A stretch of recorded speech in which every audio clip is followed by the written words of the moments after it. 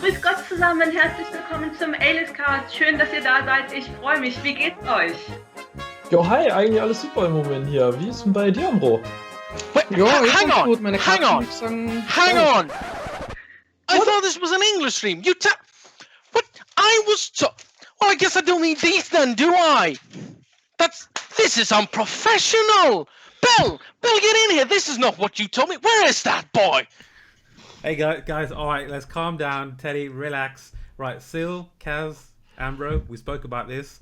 I get it, you guys are German speaking, I understand it. This is an English community, we're an English podcast. You've got to think about Teddy. Teddy, I'm really sorry about this, mate. We will get this right, I promise you. Guys, come on. English only, please. Let's pull it together. Alright, let's take it back to the start. Let's take it back. Okay. Yeah, fine. There's just something almost childish in me that just gets all giddy when, I get to summon my own mech. Here we go. It's the same with the raids. People were complaining, everyone can go to the raids, now everyone can get my gear. Yeah, what do you want? That's one thing that I think Final Fantasy could do with a bit more hybridization in general, or a bit Final more Fantasy support. really does provide everything you need in terms of storyline, in terms of combat classes. You then on top also have great people to share the experience with. That's just a full package really for me.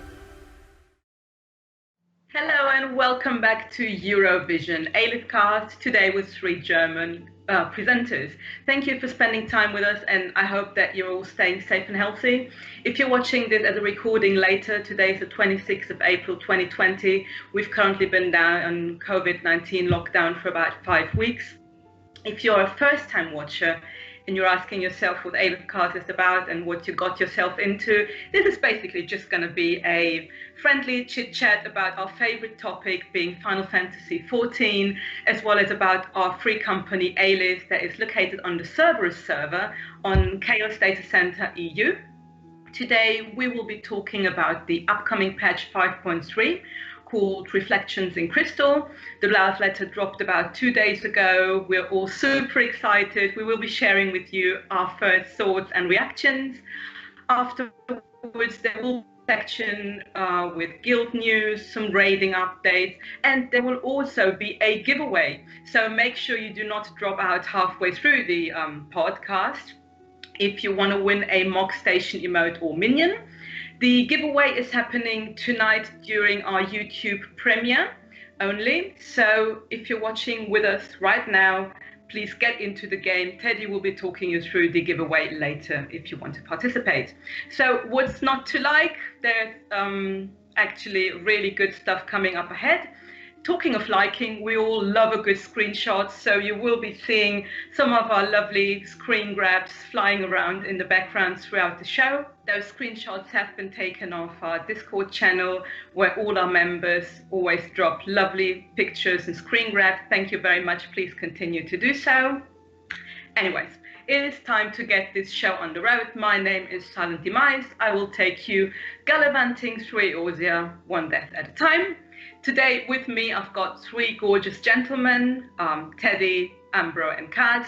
They will be introducing themselves. So guys, please let me know, what are your in-game names? What are the classes you love playing? And what is, I don't know, either your favorite part of Final Fantasy XIV, or what is it you love most about being an Alith? Teddy, why don't you start?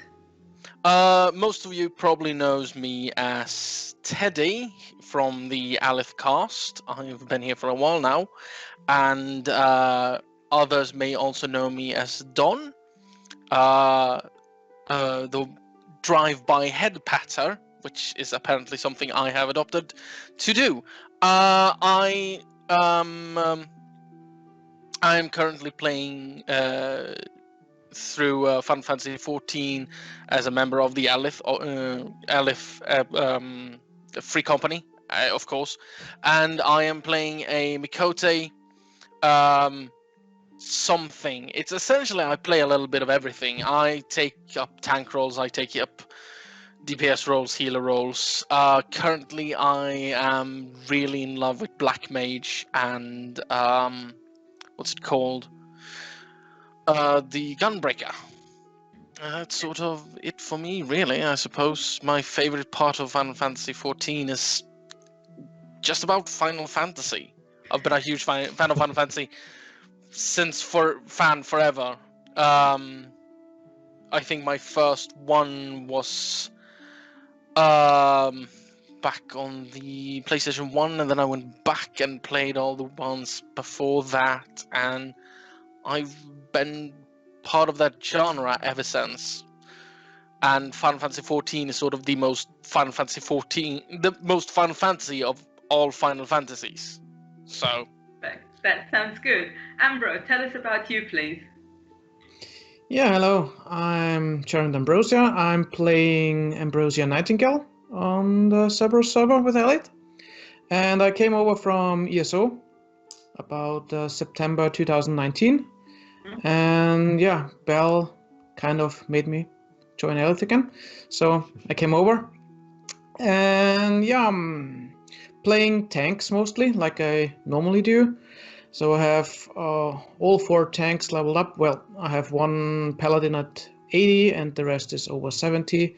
But I kind of started every class so far just to test out. I really like the Machinist a lot as a DPS, but I normally don't play DPS. So. But yeah, tanking wise, Paladin is my class. And yeah, I really like about Final Fantasy the storyline. I really like the storyline. That it's really emotional, I think. And I also think that it gets better with every expansion. As I said, I started in September 2019, so like half a year ago at this time of the recording. And yeah, I'm playing through the main quest line still, so I'm post Shadowbringers at the moment. And if you do it like I do, like really from start to end, then you can see a really good progression from the quality of the game. And that's what I like. Perfect. Kaz, who are you? Well, my name is, well, as you heard, Kaz. In-game name is Kazaori Itetsu.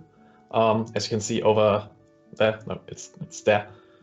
I'm also called the Dragon Queen by our FC master. Don't know how he came up with that name, but yeah, in general, I play range DPS mostly. My current main class or main job is the Bard, but I also play a bit of Dancer and Astrologian here and there. I'm still trying to level up a tank, but I haven't quite decided which one I want to play. So there's that. What I enjoy most is, well, I generally have to agree with Ambro here. It's mainly the story. The story's, in my eyes, what pretty much carries every Final Fantasy game. And Final Fantasy XIV is just like one of the best Final Fantasy stories out there, especially with Shadowbringers right now. Well, I have a very, long MMO history, I'd say. I've started playing with World of Warcraft, played a bit of Guild Wars, played a bit of ESO as well. As far as I know, it's about the same time as Ambro played, which is interesting because we never met and I had never heard of Alith back then. But I've been mainly playing Final Fantasy since, I think it was 2016, 2017. So yeah, I've been enjoying the story, craving new story patches since then, and yeah, that's basically it about me, I think. That sounds good. So I've just noticed I haven't talked about what I like playing. So I started playing Final Fantasy about 2 years ago now. I would never be able to tank. I'm also really crap at healing, so that doesn't leave all that many options. So it's DPS, even though the D stands like for death per second in my case. So I'm your resident perpetual floor decoration. I love playing Dancer. It's quite easy to play in terms of it. I don't know. I can't get my head around rather complicated classes. So as you can see, I'm a rather casual player. What I love about Final Fantasy XIV, apart from the story and the whole game mechanics, especially, is the social aspect, which is where Alith really plays a huge role. The game in itself has a great community, but I think that in Alith as an FC, we find amazing people that really make every minute of the day that you're playing, that you're spending in game, they make it worthwhile. So they were really welcoming towards me when I just started off, and I was level 12 and I had absolutely no idea what I was doing. Everybody is super, super helpful. I never had the impression that I could, ask a stupid question, even though probably some of them were. But, you get all the support, and there are so many different types of players within the guild. So we've got people who really love the raiding and the end game aspect. We've got people who have cleared the Eden 8 Savage raid. Congratulations, guys, that is absolutely amazing. But on the other hand side, we've got people who've only just started in the game and they're learning the ropes. We've got people who just love the crafting aspect, and then there are all these guys who just spend most of their time idling in front of the FC house and, emoting and just having a good time and loving to do just screenshots or whatever.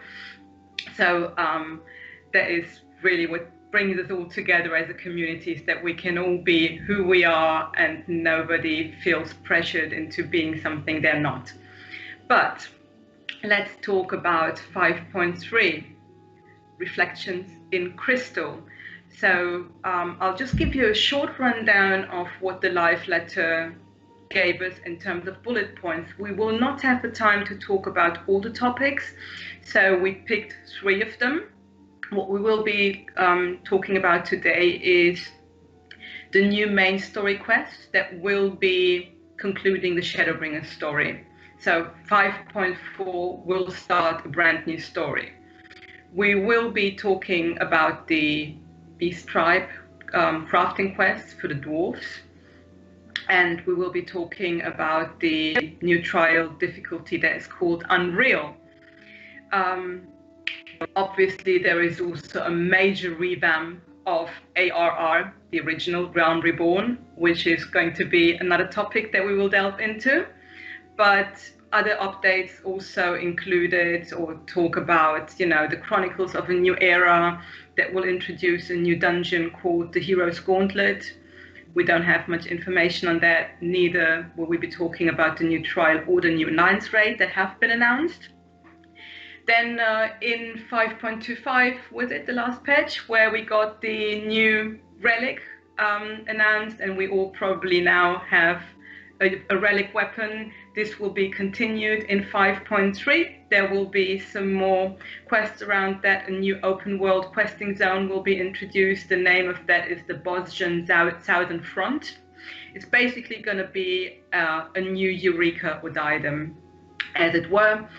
There will also be a bunch of new crafting upgrades and some smaller, say, quality of life changes and adjustments. But anyways, let's start with the revamp of Realm Reborn. Teddy, what do you think about that? I think it's a good idea. Realm Reborn is still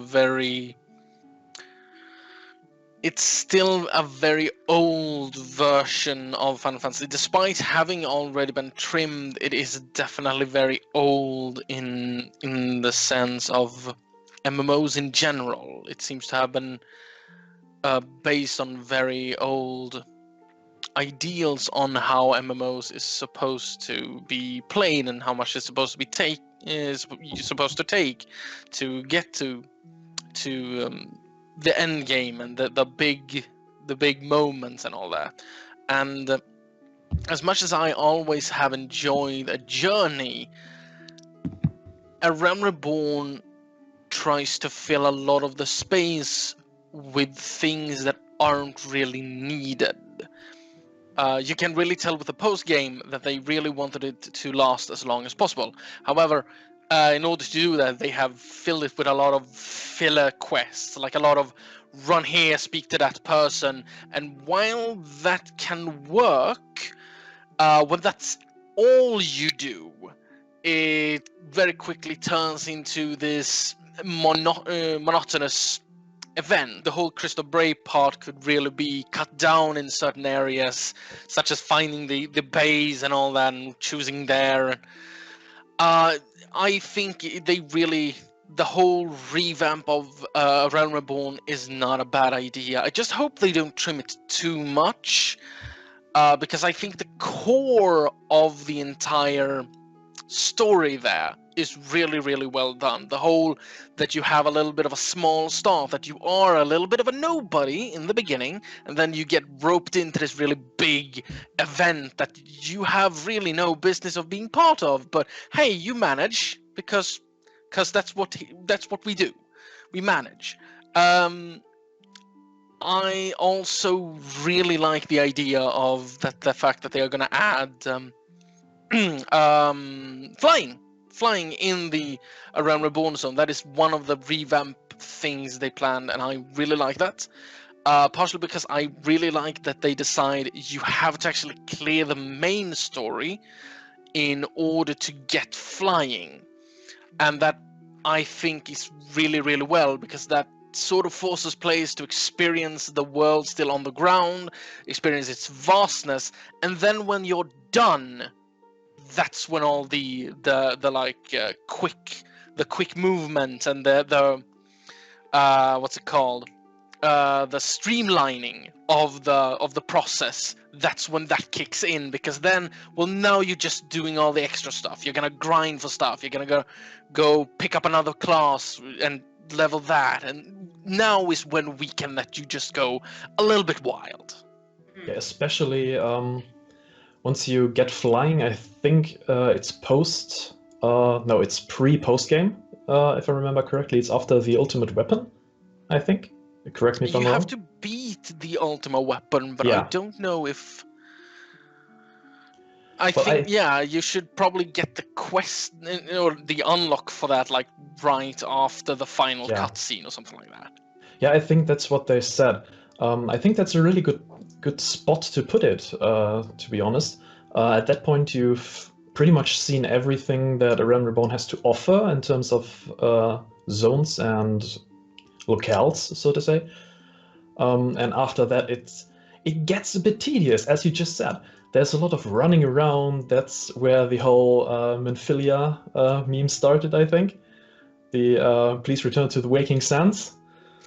I hope they, regarding the Waking Sands, I hope they put in a few of those teleports they have put into later parts of the story. That's one of the main things I hope for, to be honest. I was really excited when I heard about, flying being introduced in ARR, because I thought, oh my god, that is going to be so amazing for all those new players who are running back and forth between Horizon and the Waking Sands, and back and forth and back and forth.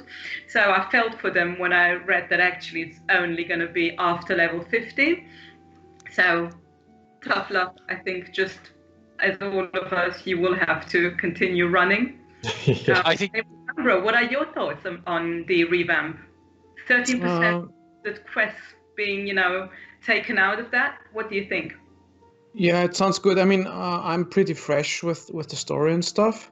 The only main thing that I didn't really like was when I was playing my second, third, and whatever class, I didn't really have quests. Because I took all of them with my main character, because I didn't really read up on Final Fantasy how to play it. I just played it when I started. So I did every quest that I could, at least till level 50 or so, till the end of A Realm Reborn. Oh. And I did the main story, I did all the quests, and then I started my second character, and I was like, I can't do anything. I don't get XP, I don't get anything. So what I did, I leveled my NPC squad with my main character, and if you have done that, it takes a long time to do that. And what I do now, or currently, maybe it will change when the patch comes down, is I grind till level, I think, 17 or so with a new character. Then I do 1 or 2 runs in the first dungeon, Santasha or whatever it's called. And then I basically move to the Grand Company, and I grind the dungeon with my NPC squad till level 50. Okay. So that's what I do. I basically, from level 20 on till 50, I only do dungeon runs with the NPC squad. So I get the XP because I can't do anything else to get XP. At least something that gives good XP. If you run the dungeon with the team, it's like 15 minutes or so, and you get nearly a level or more than a level sometimes. Oh. And that's really good to level, but it's kind of boring. It depends on the class that you play. If you play a tank, then it's kind of okay because you have the aggro and you just click on the button attack, and the NPCs can't really do anything wrong, kind of. If you healer, it's also kind of working, but if you play DPS, then it's not so fun. If you always have to click on the right mob and say attack at the right time. That's where the trust system shines on the other side. That's true. That's definitely true. But for those that didn't do trusts, I will leave that out because some people don't got that far so far. But yeah, slightly curious, Ambro. Have you unlocked the Palace of the Dead?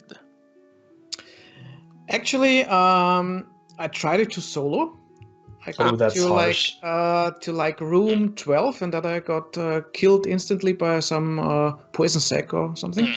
But then this made a party, and we ran through till level 50 or what the last one is, at least for the Halls of the Dead, and then I have finished it. But there is another version as far as I know, but I didn't really dip into that one.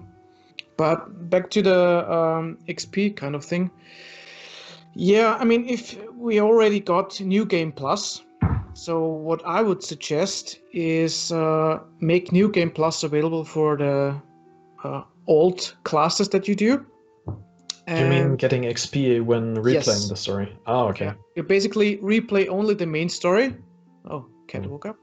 And basically you get all the XP you need till level 50 by doing the New Game Plus, like dungeons and storyline and stuff. At least you're doing something. And if you don't want to do that, then you can still go into the NPC squad dungeon. But I know that not many people even do know that the NPC squad exists, because I found out by accident that those NPC squad exists, and then I leveled it up. But yeah, and I mean, as I said, we don't really know how much of the quests will be taken out and what will be streamlined. My personal hope, again, for people that are experiencing AR for the first time, is that they will take out all these quests that come between the end of Realm Reborn and the start of Heavensward, because oh my god, were they a drag. That took long. Yeah. Go here, come back, talk to this person, and you just feel like, what, I'm the warrior of light, but at the same time I'm just like a postman. Yeah, you feel kind of set back to the first 10 to 20 levels in some regard, I felt. Yeah, like you were back to being an errand boy or girl.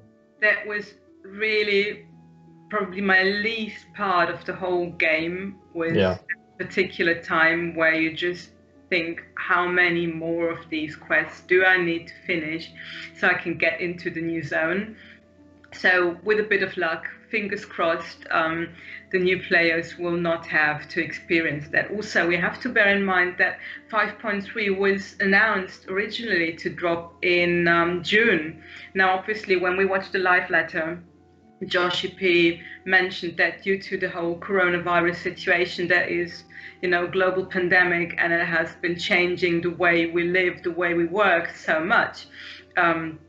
Everything will be delayed. They're at the moment only talking about a delay of roughly a month. So I'm still hoping that by July, August, we will be able to see 5.3.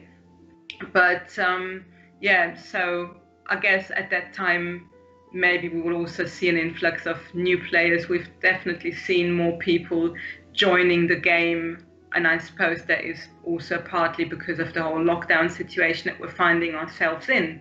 Definitely. Anyway, so the new announcement of the new Beast Tribe quest for the dwarves. I know that some of you guys are getting really excited about that one. So Crafting Dailies, who wants to talk about that? Well, I can definitely talk a little bit about that, because I feel very, as you can all tell, I feel a certain kinship with the dwarves. And I'm sort of half and half on. Oh, good, here we go, another crafting beast tribe. Hopefully it's better than the last one. Which, to be fair, the last one wasn't terrible, but I also remember the ones from Heaven's Ward and A Realm Reborn, which was painful. Because they kept demanding high quality, and I had yet to level my crafters properly.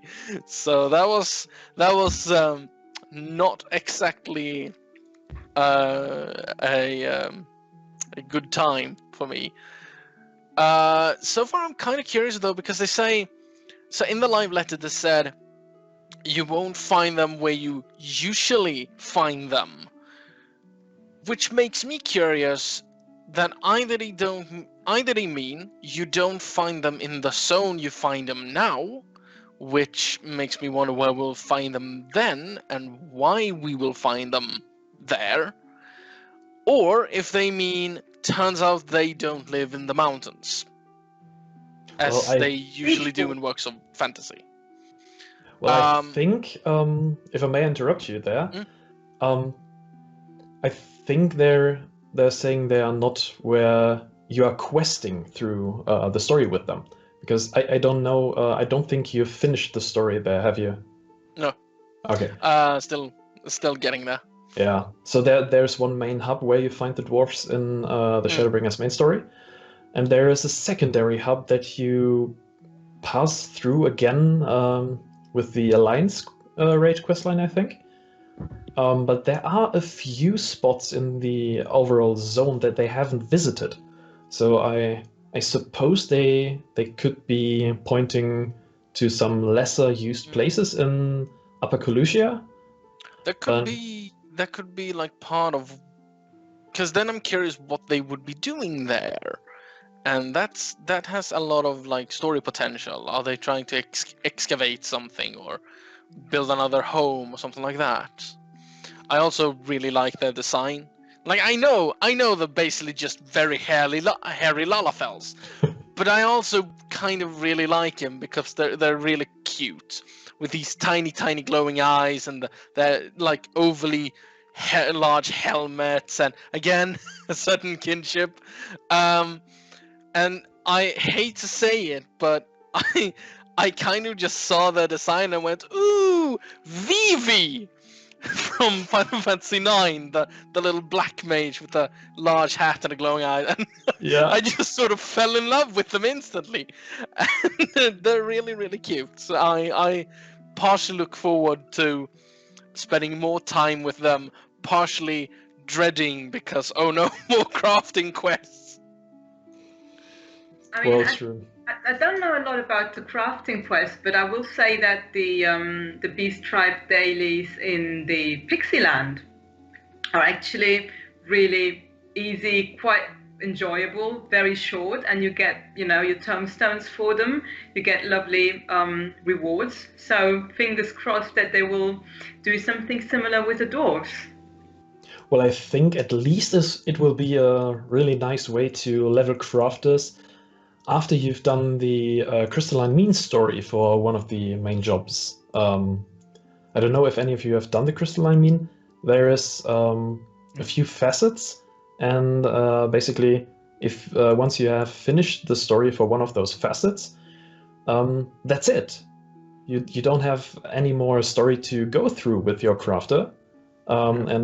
For example, the facet of crafting, that's I think it's Weaver, Carpenter, and Leatherworker, I think. I finished it on Weaver, and after that I had to look for XP in other places. So yeah, the dwarves will definitely fit that. And if there are a few emotes in there or even a few pets, I think I'll be happy, especially if there's sure something more about the I'm Lally-Ho sure thing. they're going to be minions. Yeah, definitely. Like absolutely, because they would have to. They're like known for their expertise in meta. Trying to remember how you pronounce it. Metallurgy. Yeah. I don't really know this strange language called English. What is they're famed for their ability in metallurgy, and there has to be like a tiny golem thing, or like a little machine, or a little like earth elemental, or something like that. I'm sure there's going to be. And I really hope, I agree, I really hope that they provide good XP, because I remember that was one of the big problems with the older ones, that you didn't get a lot of XP from them. They might grant you like a level or two, but you would quickly reach a point in that sort of quest line where you had to grind in order to match it. But Especially Moogle was like that, I think. Moogle was horrible. Yeah. As much as I adored the little bastards, I hated that entire quest line, because I so rapidly just outscaled my own level when it came to what was needed for me to do. But also, just if we're just having a look at the main screen, Bell is right now showing a screenshot of the Dwarven crafting beast tribe quest. So it's an official image, so it might actually just be a minion reward. What do you guys think? That wouldn't be the worst, would it? Definitely not, no. I mean, yeah, and they are not where they normally are. So I think it looks like Crystarium. So Yeah. maybe the quest is there, and they are not where they are supposed to be. So maybe they are in the Crystarium. But like Cass also said, I mean, also with the crafting, I was also surprised that in the Crystarium the quest line was so short, and it was only for like one class. I mean, you could do it with several classes, the same quest, kind of, but it's like 4 quests, and then that's it. You have like a quest for 70, a quest for 73, 75, then a special one where you have to do get a high quality item, and then another quest, and then another high quality item, then it's over.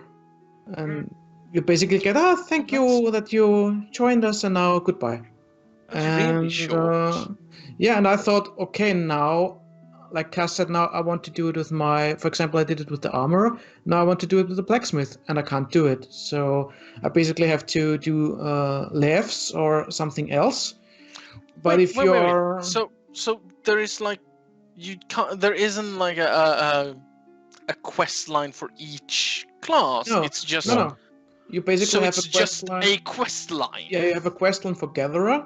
That's basically a quest line for miners or botanists. Yeah. Then you have one for armorer, blacksmith, and I don't know the other one, but they are combined. So they are. Yeah. And then you have the other one that is for alchemist and culinary, I think, and another one for carpenter. Oh, okay, so it's sort of like centered around. Yeah, you have like four areas. NPCs, and those are spread out the crafting jobs basically. But once you're done, you're done. You can only go to another one. That's a bit of a ball drop there. Fair enough. Are you saying that there is a bit like the job quest, where you get, one job quest for tanking roles, and one for healers, and one for magical DPS, and it's exactly like that. Yeah. Oh yeah, and the whole like new player thingy. Or am I? Or is that those stuff that are later? Quest. It's a side quest for the main story that you have to do. Okay, now I'm with I don't want to spoil it, but if you're playing tank, you have to do that side quest with an NPC to progress in the main storyline. Okay. Yeah. Yeah. So but it's basically a replacement for job quests per se.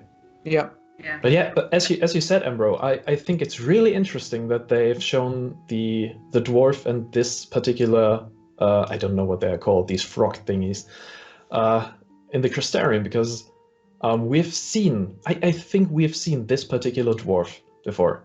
There's one dwarf you encounter during the main story, and he's adorable. And I hope it is this one, because I'd really like to see more of him. Or her. wouldn't be I don't know, surprised if because they are dwarves. I wouldn't be surprised if he's like the... Okay, hang on. Are you saying that all dwarves look the same? Is that it? I see. I wouldn't be surprised if he's the one who like starts the quest, because he's sort of the one they've used for all the promotional art when it comes to dwarves. Like if you search on Final Fantasy XIV dwarf, he's the one that shows up like 9 times out of 10. So probably like they do with a lot of NPCs, they'll use him as sort of the start-off point.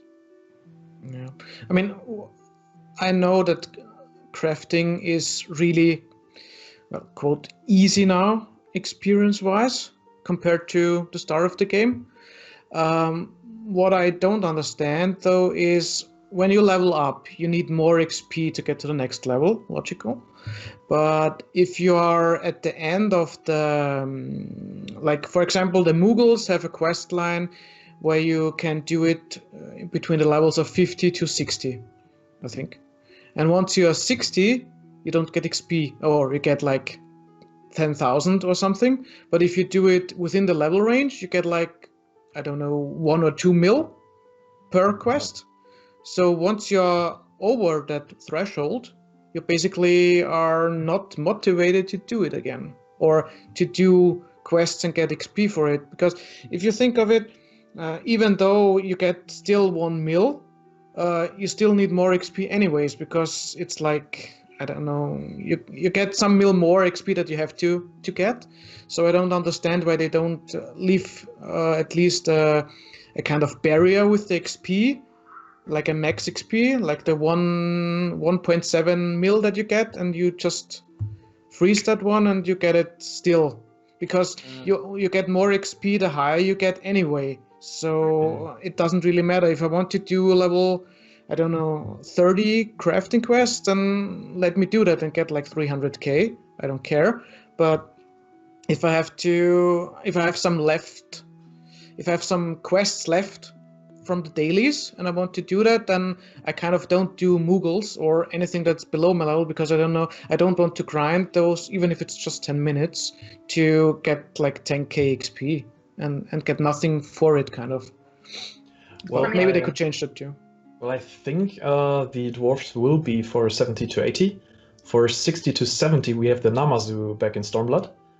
So, if we take the what was it they called, the crafting beast tribe in Realm Reborn? It's the insect people. No, it's the bird people. Is it the birds? Because I'm pretty sure the insect people also has like crafting Ixali jobs or something. Yeah, exactly, the Ixali. Yeah. So we have the Ixali for Realm Reborn. Then sorry, I thought you were still talking about Heaven's No, Wall. I'm sorry. In general, crafting beast tribes. So we have the crafting beast tribes for Realm Reborn, the Ixali, then the Mughals in Heavensward, that is 50-60. Then 60-70, as I said, the Namazu, and then 70-80, I think, are supposed to be the dwarves. Yeah. So, yeah, I think we'll have some sort of repeatable quest there for every level bracket then. Yeah. I think they should have changed it around a little bit, that they put in the dwarves first and then the Crystarium, because the Crystarium is like a bonus. So you can level to, you would have the dwarves right for the right range, 70 to 80, which you are doing when you're doing the Shadowbringers quest, and the other one is kind of like a bonus that they could implement later. For example, that's like a bonus, because it's only 4 quests. It's not that you will level up from 70 to 80 just doing that 4 quests. Not exactly, yeah. It takes a bit longer. Have them sort of be the finishing for your crafting leveling. I am wondering though, now that the firmament has been introduced, with one of the latest patches, how many people will still use the beast tribe quests for leveling up their crafters when it is actually so easy to craft in the firmament, Yeah, that is true. They definitely have to push up the XP reward for the dwarves to compete with the firmament, definitely. I don't know if people will use the dwarves for leveling, though. I think a lot of people will use the dwarf for collecting. Yeah, Because that's what I think they're going to use to sort of appeal, is here's more stuff to get. While, from my understanding, the firmament is very much purely just a leveling zone. It's just you get a really lot of XP from crafting in the firmament, but you don't get much else. Well, I mean, you get all the scripts, and there are certainly some rewards. But I believe that, you know, one of the great things about Final Fantasy XIV is that they offer, even to crafters, and I'm sorry to say that, but like even to crafters, they offer so much, such a huge range of, you know, you want to craft and speed level, basically, you can do it in the firmament. You want to collect specific rewards, go and do the Beast Tribe quest. So I love what a big part of Final Fantasy the whole crafting is, compared to other games, especially compared to games where crafting, even if there were more than one job, all you do is you click one button and the character goes, and then you have crafted an item. Whereas, in Final Fantasy, it really becomes a profession, and you level it up and you kind of really get into it. I also love the quest lines per specific crafting and gatherer jobs. So I think that Final Fantasy XIV Square Enix did a really good job there to make it more appealing, and to just offer more to the game than just fighting. I can see why people would be spending most of their time in game just crafting. Definitely, and there's a lot of people who play like that. And I think especially for those people, the Beast Tribe, especially the crafting Beast Tribes, are really nice, because that's a way to give story to people who are not interested in raid story or dungeon story or the Chronicles of a New Era, like the World stuff that we have right now. Some people are just not interested in that, and I feel even though the crafting Beast Tribe story might be a bit cheesy at times, at least it's a really nice story. If it's nothing else, it's nice. It's just nice. Yeah. All right. So shall we move on to the next topic, the next update that has been announced? And I know, Kaz, you're really, really into this, which would be the new difficulty for trials. So, yes. Unreal Trials. Do you want to talk to us about that? Definitely. I mean, the biggest thing for me is I really dig the old primals. The Iran Reborn primals are one of my favorite fights. I mean, I've replayed Iran Reborn with my girlfriend a few weeks back still. Yeah, no, it's already a few months back. Time flies these days. And one of the best experience for new players for me is pitching a new player against Titan and having them experience landslides for the first time. It's horrible. Why do you have to remind me? Titan thing, yay, amazing. Titan. Before we get into the whole nerding out about the Unreal trial, though, let me just quickly wrap that up for people who may have not read the live letter translation yet. So basically what they're saying is that with each patch they will be introducing one primal fight, and it's going to be harder than the extreme mode. It's going to be called Unreal. So in 5.3, I believe the first primal to come is going to be Shiva, is it? Yeah. And then with 5.4, they will be introducing the next one, probably going to be Ifrit for all I know. But so it's going to be really, really difficult. Kaz, you just said, you know, the mechanics of some of those primal fights are quite something, aren't they? Yeah, if nothing else, they are definitely rememberable. They are something to get nightmares from. And I'm really excited to see what they will do with, as you said, Shiva being the first one. We have an iteration of Shiva at the moment. I'm not gonna say anything more about that for everyone who hasn't played that yet. But as Yoshi P said in the live letter, that's the main reason why they decided to take Shiva as the first one, as basically as a comparison to what they have done with her now and what they did with her back in the day. I think he said something like, when you fight against the primals right now, your character is being brought down to their level. Why not have the primals be like, okay, I'm gonna be 80 now, and I'm gonna kick your butt. And I really like that idea.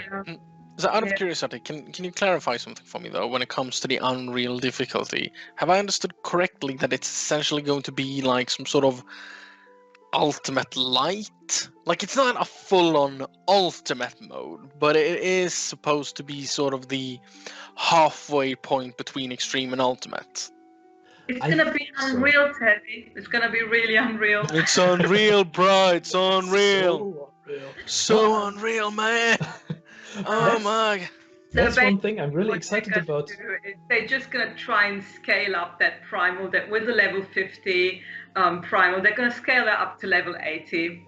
So they will probably learn a lot of new skills in the meantime as well, and they will be kicking. I certainly hope that there will be new mechanics, like you say, because if all they do is just, it's the exact same fight, but we raised all the numbers, then it's sort of like, whatever. But if it's if there is some really insane, there will definitely be new mechanics. You know, we've been learning new skills on our way from 50 to 80, and so will the primals have done. And actually, they already have. Again, not to spoiler it for some people who have not seen what we're talking about, but if it's going to be even more difficult than that, good luck to you guys. I will be doing something else, like picking flowers. Yeah, and I think it will take them a while to implement those things, and I think that's why they're bringing it patch by patch. Because otherwise they could just, I think it's not really a problem to just scale it up to 80 and then there you have it. So I guess they will, maybe they have to put in more animations and maybe other spells that the bosses will do, and that will take time to animate and stuff. So I think that's why they are bringing it patch per patch and not like, there you go, you have 3 more or I don't know, 5 more with the new patch. So I think that's why they are scaling it that way. Absolutely. It's also, I mean, they will be introducing a new mini game that is called 4 Hollows, I believe. And that basically is something that you only get to play, you only gain access to once you have cleared that Unreal Primal. So I think it's really something for the end game players, for all of those guys that have managed to clear all the savages and that might otherwise maybe get a bit bored of the game because there is no new challenge for them out there. So they have introduced, and Belle is just showing the little screenshots, so you get to play the new mini game, you get special rewards that no one else apart from those guys will have access to as a reward for them being proper good sports and really good at killing primals. Big issue with that at the same time is you know that people are gonna take pugs into this. Definitely. And as if extreme wasn't difficult enough, this is going to kill some friendships. Well, I hope they are going to tune it up really high, but not as high as Ultimate, I hope.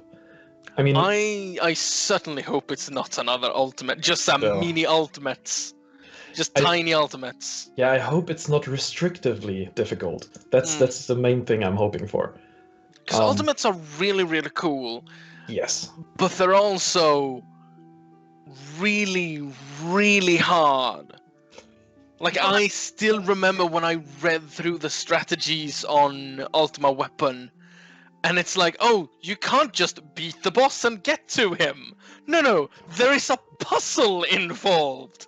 You have to do certain things that makes the bosses even harder. Oh, thank you. Yeah. Well, again, I guess it's just good to have something for everyone, to cater for every style of player. I remember that when I first started playing Final Fantasy XIV, some people that were maybe used to playing other games with really hard raids, mythical raiding and whatever, were just saying, oh yeah, Final Fantasy XIV is not a game that is geared towards end game players. It's not a game that is geared towards raiders. And I believe that Square Enix really has upped their game in that regard. They have been introducing more and more stuff really to keep all of those people entertained. And that is really great news. All right, now that we've covered 5.3 and the live letter reactions and thoughts, let's dive into some news about Aliths, about what's going on in our free company, give you some updates on the social side of it, but also on the raiding. I think I'm not boasting too much when I say that at the moment Aliths is in a really good place.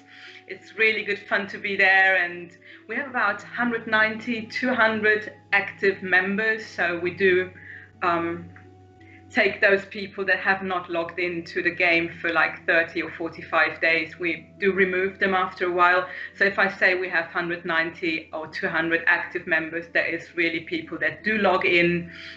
On average, we have up to 100 individuals that log in over the space of 24 hours, which is really good. You can log in at any time of the day, really, and there will always be people there who will be happy to chat with you in FC chat, who will be happy to run some daily roulettes with you, or help you out maybe with crafting or with some other questions you might have around the game.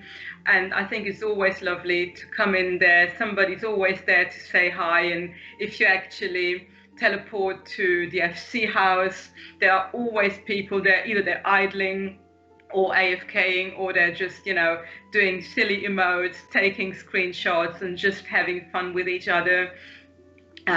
We have weekly raids that run several times a week. This will be with us later, our raid team leader, and she will be giving us an update about that.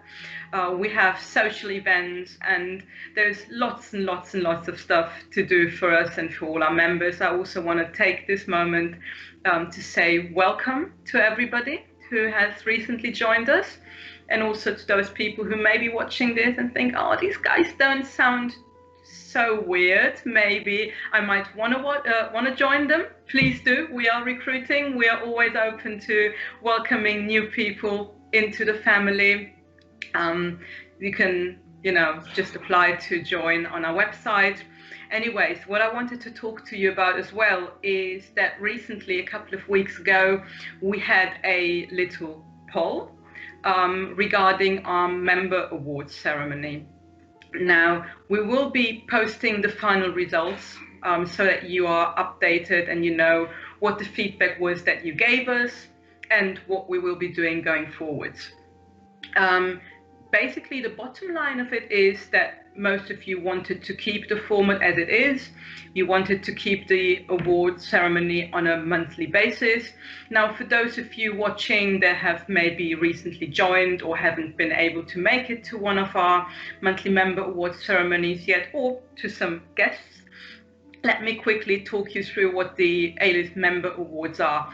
Basically, it's a ceremony where we all meet up together in the basement of our FC house, and it does sound scarier than it is. We have a little movie theater down there that is created, and we have a little stage, and we have a little party after we have appreciated people. That's what we love to do.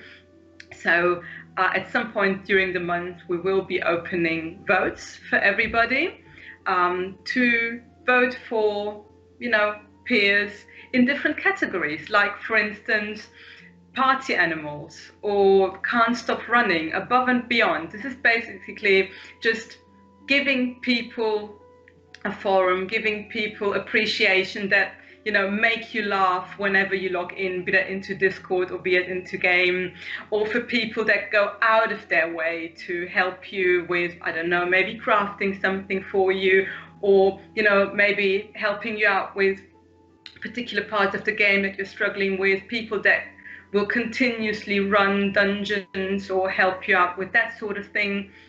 And it's always great to get the feedback and to be able to announce what members say above each other and about each other. And it's really, really sweet. Sometimes we get really funny comments on there as well. These members get to join us on stage and they get a little clap and a pat on the back. And we have a little party. We also have a category that is the newcomer of the month. So, you know, one of those people or some of the people that have recently joined, they come in, they glue with us immediately. They make such a huge impact. So we want to give those guys a shout out as well. And of course, we have a monthly guild champion. So please, if you can make it, join us when the next awards ceremony is due, but also please join the vote, because if you don't vote, then we don't have anyone to celebrate. Then unfortunately it's going to be a bit difficult for us. Now, I just mentioned that we do call out new members that have been particularly great, but we also got the feedback that sometimes it's a bit difficult to remember who are the new members. You know, sometimes people join and it immediately feels like they've been with us forever. So we have created a new Discord channel that's called New Members. Who would have guessed? And so basically that means that for everybody who is joining, they get sent a little welcome message and a questionnaire by me. It's only 5 questions about, you know, what is the name that you want us to call you by? How long have you been playing Final Fantasy? What is your main job? What do you love particularly about the game? And what else is there that you want to share with us? What do you want us to know about you? Now, this could be something like, I'm into oil painting with my toes, for instance, or it could be, I'm a nurse and I have 7 kids, or it could be anything, whatever you're feeling comfortable sharing with us, and, you know, makes it a bit easier for us to welcome you into the family. Yeah, so we also have other social events, like, for instance, we run screenshot competitions from time to time, and also every Monday is Fun Day Monday, and that's also a great opportunity for everybody to come together and have some fun. Sometimes we hide Belle somewhere and people need to find him. Other times we have things like pub quizzes, or we have races, chocobo races, or we have jumping puzzles, or whatever we just come up with, and it's always all-inclusive. It means there is no minimum level requirement, there is no other requirement, as in you need to have been in the FC for a certain amount of time or whatever. Everybody should join us for Fun Day Monday, get to know each other, hang out with each other, and just enjoy the time. So, next up, we will have some raiding updates brought to us by our fellow officer and raid team leader, Disdemona. Hi, Dis. Hello, everyone. Hi, thank you for joining us. You My will pleasure. be to us about the raiding in Aliths. Tell us, what is going on? So, yeah, I honestly have no idea where to start because there's been so much news since the last cast, but I have to start with the fact that we've moved the raids onto Discord now. They're not on the website anymore. The calendar is only being used to show the social events. And now for the raiding, you can all go to the section that we have dedicated on Discord. That's Alith raiding and events. You can even assign yourself the role of raider to get all notifications for polls and raids posted. We now run polls for members to choose what they want to run every week. Each raider has raid leader has a dedicated day. You all know Evan, and Evan was a raid leader. He's a raid leader for the last 3 years in Alith. He stuck with us, and we thank him for that. he's more fond of trials, so he's running a lot of trials now, and he has Fridays. He does his raids on Fridays. Then we have Aaron, who's our newest raid team leader. He's an all-rounder, so he plays a healer, a tank, a DPS, depending on the situation. He's very fond of Sophia, and he likes practice raids. And he does his raids on Thursdays. Then we have Nuna, our resident Lala. I don't think she needs an introduction, but she loves 24-man raids, but she hasn't had the chance to run any. And we hope that she will get to do the new one for everyone. That's, coming up on 5.3. During high demand, though, she's been running treasure maps lately on Sundays. So if you guys want to do any raid maps, treasure maps, and are not that much interested in competitive raiding, then you can just all join Sunday Fun. It is really fun to run those maps. And lastly, we have Clem, and he's our newest addition to the team.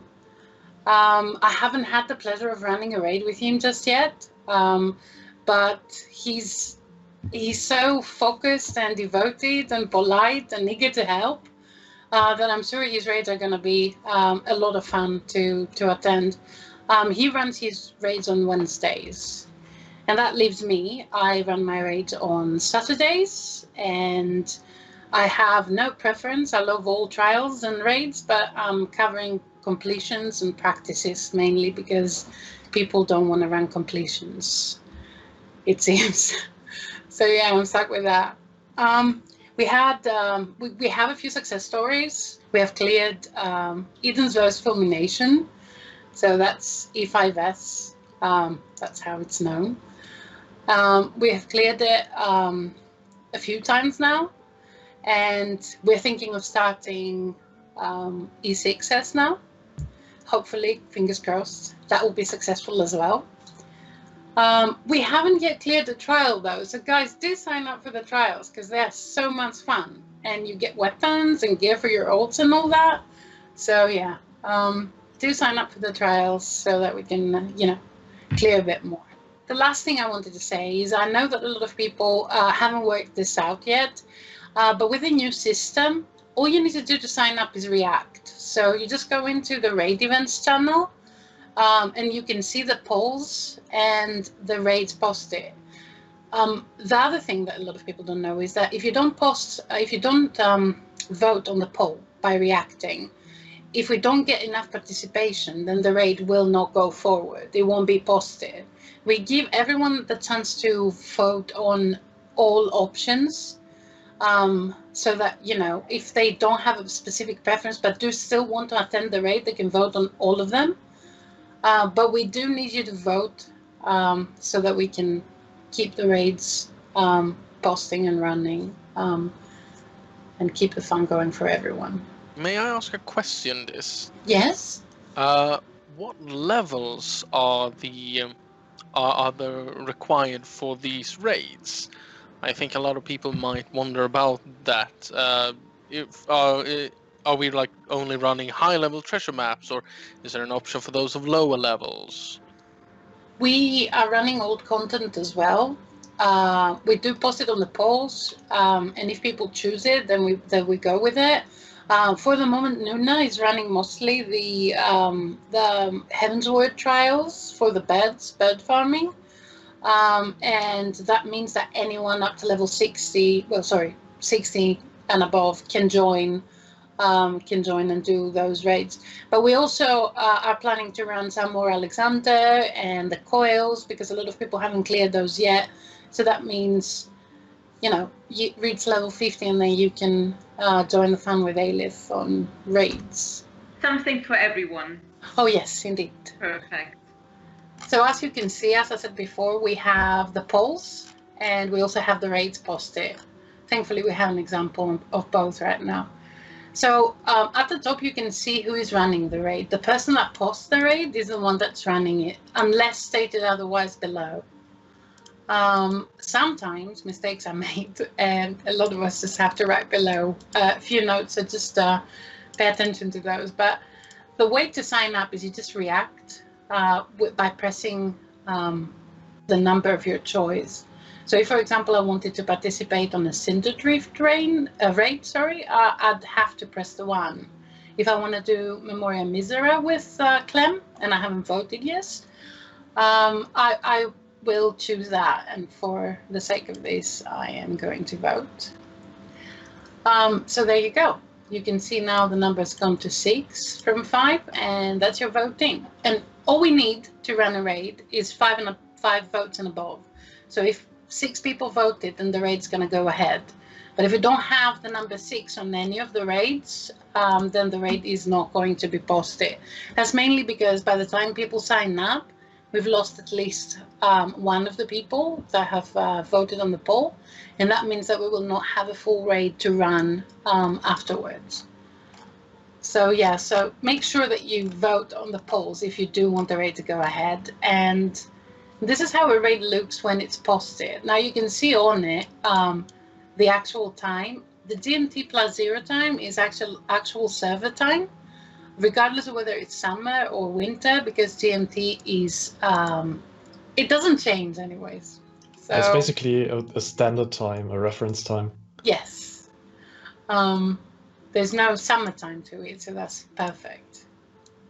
And then you can see the date up there. Again, the person that runs it does always appear on the top. And the time of the raid and everything just appears on the bottom as well, besides here. And it shows the number of people that have signed up. Now, do you see the numbers in front of the names? Those numbers indicate the order people signed up in. So Tilson Hest has actually signed up for this raid first, and then Wallendria, and then Nuna, and then Alansak, who's Alsanark, who's actually cancelled. And you can see below that the person has cancelled. So when you press the cancel button, the absence button, then it will show that you have cancelled. It doesn't remove you from the raid, but it just shows that. Anyway, so below you have all the icons of its job, and you just select your job to sign up with, and you just click on it, and suddenly your name appears very slowly on the raid. Sometimes it bugs, and so you have to give it a couple of minutes, but if it doesn't appear after that, then you need to try again, just to make sure that it signs you up. And that's pretty much it. I mean, isn't it easy? You just go there, you just press the button, and that's it. Just to reiterate, we run all raids on server time, and that's because you can actually see server time on game at the top of your screen where the time shows. If it doesn't show and it has LT or Eorzea time, so ET, then you just need to click on it and it will change the time. A lot of people don't know that, but you can just click on it and it will change the time. It will show you the server time, and then you will know the difference between server time and your time. And that way you don't have to miss a raid. And this is my cat going wild. Okay, well, thank you very much indeed, Liz, for the update and for showing us and everybody within Alith how to actually sign up. So please, everybody, feel encouraged to participate in the polls, even if you're lower level, even if you're not yet level 80, but you would like to run some group content with us. Please vote for the lower level raids or trials, and we will see if we can make that possible for you. Thank you very much indeed, Liz, for having been with us, for taking time out of your day to explain that to us.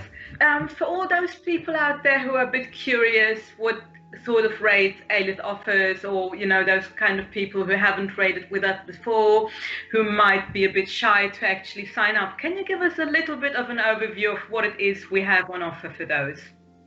Of course, so we do practice raids, and we also do completion raids, and we do experienced raids as well. We haven't yet had the chance of actually running an experienced raid, but we might actually be able to next week. So what they are is very simple. The practice runs are just practice for anyone that hasn't seen the fight, hasn't done the fight at all. and just wants to be part of a friendly environment to to experiment in and run the raid. We do call outs, we joke about, and it's in general very, very relaxed. We do not pressure people. We don't finger point. We don't do all those things because that's not what Alith is about. And then we also have completion runs, and those are mostly for people that have done 75% of the fight and more, and they are comfortable with the mechanics, and they just want to move on to have their clear. And then we have the experience runs, which are for people that have actually cleared the content and they just want to run it for weekly reward purposes and all that. So everyone is welcome, regardless of experience, to join the practice raids. You could have just never done a raid before. It doesn't matter. Everyone is helpful, and we're there to help you through it. So just sign up. Yeah, I can definitely say that is the case. I mean, you even took me along. Oh, come on. No, but I mean, what I'm saying is, from someone's perspective that is not familiar with raiding, that is not comfortable with raiding, I can say that it's really a very relaxed atmosphere. I think that as long as you meet the item level requirements and maybe the DPS requirements, I don't know, how do we do that in terms of DPS requirements, sun, sky, sand, stone, whatever it's called, sorry. It's Stone Sky Sea, but that's that was for I have it now. I have it. Heavensward. Mm-hmm. And then in Stormblood there was the Circles of Answering, and now we have. I think it's the Lawns. The Lawns, yes, yeah. That's the word. Thank you very much. So the DPS requirements are not for the practice runs, though. They're only for the completion runs, and that's mainly because to be able to clear, you need to be able to carry yourself as a DPS, because other people are still not yet as comfortable with the fight, and so all they can do is just, barely keep themselves there. So we just require that you do the bare minimum for the jab, which is actually the amount that you get to clear the dummy in the loans. So you just go to the loans, you try it out. If you can clear the dummy, then you probably can go through the raid, just fine. So yeah, that's just for completion runs, though. For learning, for practice, because you might not know your class that well, because you don't know the fight very well, you're not expected to meet any DPS requirements. Okay, awesome. So basically what we're saying is there is absolutely no need for someone who hasn't been raiding before not to sign up. Guys, don't be shy. The best way to learn it is with a bunch of friends, and that's exactly what Alith raiding is about. Please just sign up, get yourselves out there into the hands of this or Aaron or Evan or Nuna, and they will literally help you learning raiding. Thank you so much, Diz. Thank you very much, guys. Now, I already mentioned it at the beginning of the cast. There is going to be a giveaway. Teddy, would you like to announce what's happening?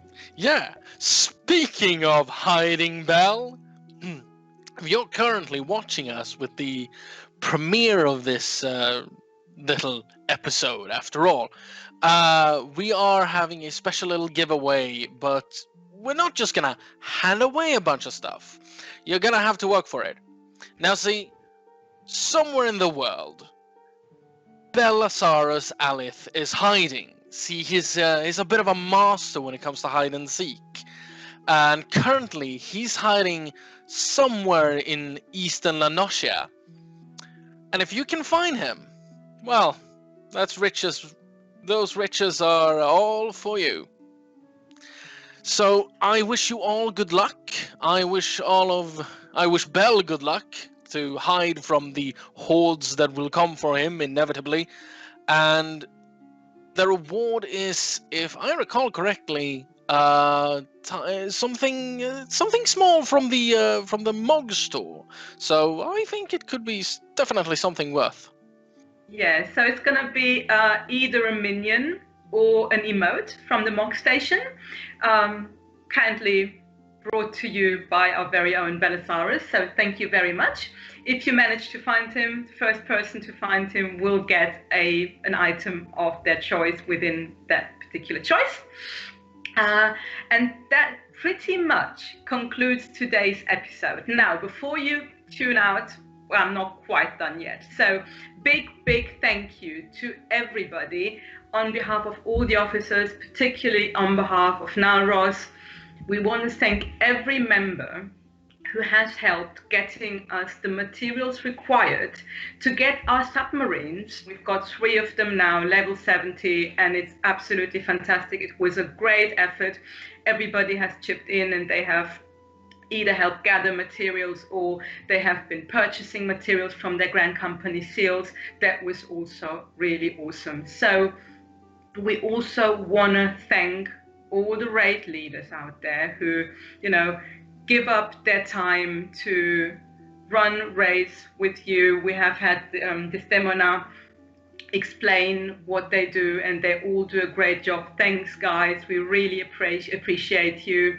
We want to thank all our recruiters who do a really good job at going out there, spreading the word of Aliths, bringing new members into our family. We're also currently still looking to add maybe 1 or 2 recruiters to the team. So if you feel that you want to help Aliths grow, if you have a bit of time on your hands, then please feel free to reach out to the officers and have a little chat about this. Obviously, I want to thank all the officers who do a lot of work in the background to make sure that Aliths is the amazing place we know. I want to thank every member of Aliths, because you are what makes the FC such a great place. If we didn't have you, then we didn't need to have a cast, we didn't need to have all of those things. So thank you to everybody who is a member, who has time to, interact with each other, who has time to help other members. Now, if you have enjoyed this cast, we will be back on a more regular basis. But we also are still looking for the odd guest. So if you feel that, what I can do, what they are doing, or there is a topic that I really love to talk about and I'm not shy to show my face on camera, then please reach out to either Belle or to me, and we will see what we can do. You can, of course, contact us. I hope that Belle is going to bring the right screenshot up. I think he is. So on our website, FFXIV.com, you will find some more information about the FC, as well as an application form. If you wanted to join us, we'd be delighted to have you on board.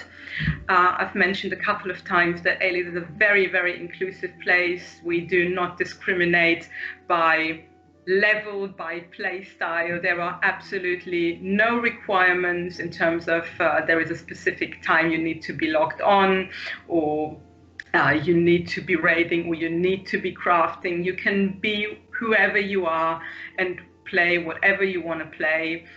The only thing that we ask of you is that you're a respectful person and you just want to join in the fun. You can also follow us on social media. We are on Facebook and we are on Twitter. You will be able to watch this recorded cast on YouTube and on Twitch. And of course, you can also come visit us on Cerberus. There are some of our officers. I hope that page is coming up right now. So if you're curious and you want to chat to us, find us on Cerberus and reach out either to Belazarus or to Nalroz or to Disdemona. Reach out to Xard or Batgirly, or reach out to me. And obviously we have our amazing casters that gave up quite a bit of their time today on a Sunday to talk to you, to talk to me. Thank you, guys. Thank you, Teddy. Thank you, Kaz. Thank you, Ambro. It was absolutely great to have you, and I'm looking forward to seeing you all again soon. Bye.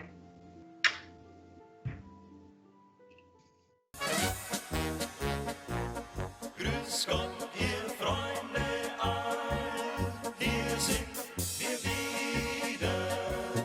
Wir laden heut euch alle gerne ein und spielen heut für euch nur frohe Lieder und wollen euch mit Blasmusik erfreuen. Grüß Gott, ihr Freunde all, komm, lasst uns singen und füllt die Gläser an mit gutem Wein. Wir wollen Musik und Stimmung für euch bringen, so schön wie heute soll es immer sein.